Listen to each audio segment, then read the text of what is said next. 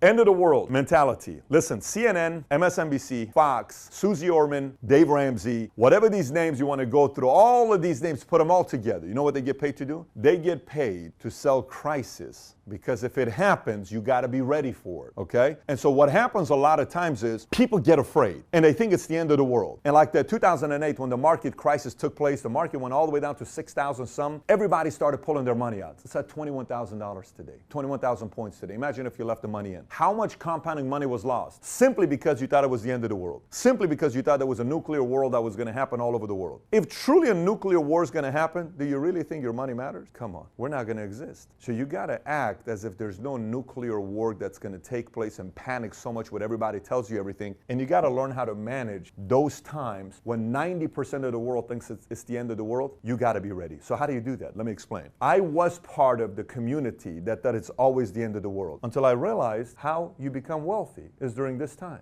During this time when it's the end of the world, you know who wins? Those who have cash. This is why it's important to have cash set aside. And I'm not talking boredom money. I'm talking cash set aside when it's the end of the world for you to buy stuff. Every time crisis takes place, a lot of people become wealthy because everything's on sale. Everything's on sale when there's crisis. People sell their exotics because they can't afford it. People sell their artwork for 1/5 of a price. Homes sell for 1/2 of a price. Investments, all these things is for sale during the time when there's the end of the world type of mentality. So you got to have a strategy for this time. Some say market's about to tank again in the next 2-3 years. I don't know if it is going to tank in the next 2-3 years. Here's what I do know. It's going to tank in the next 20 years, and I'm ready for it. I have to be ready for it because there's going to be opportunities. You also got to be ready for it.